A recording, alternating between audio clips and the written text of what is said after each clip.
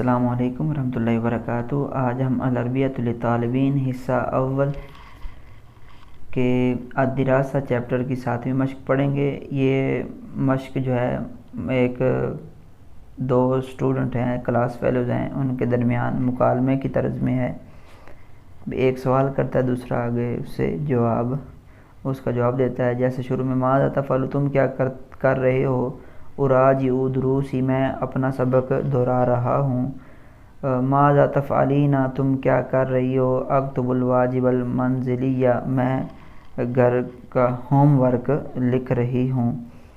تو یہ بالکل آسان سا ہے، اس میں کے اندر کوئی مشکل چیز نہیں ہے۔ یہ آپ نے اسی طرح حل کرنا ہے، بس اس کے اندر وہی، کیونکہ سوال جواب تو آلریڈی بنے ہوئے ہیں، ترجمہ ہے وہ بالکل آسان سا ہے، اور طریقہ اس کو حل کرنے کا وہی کہ شروع سوال ہم نے دیکھنا اس کے اندر کس طرح کا جو صیغہ استعمال ہوا اور اس کا جواب کون سے صیغے کے ساتھ دیا گیا ہے۔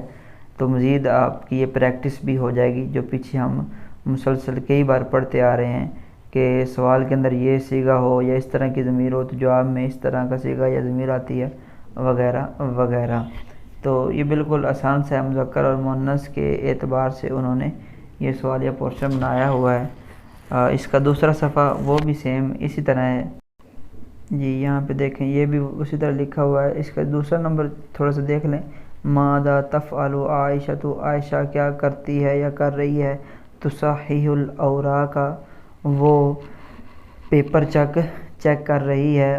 ماذا تفعل، تم کیا کرتے ہو؟ احلل صرفیا، میں صرفی تحقیق کر رہا ہوں۔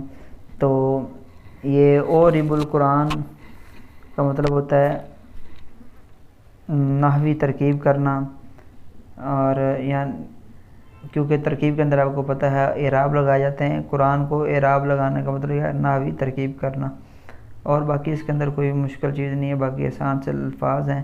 یستعدو کا مطلب ہوتا ہے تیار کرنا، یستعد للامتحان، امتحان کی تیاری کرنا، وہ امتحان کی تیاری کرتا ہے۔ تو یہ آسان سا سبق ہے، امید ہے آپ کو سبق سمجھ آیا ہوگا۔ اگلے سبق میں پھر ملاقات ہوگی، تب تک کے لیے اللہ حافظ۔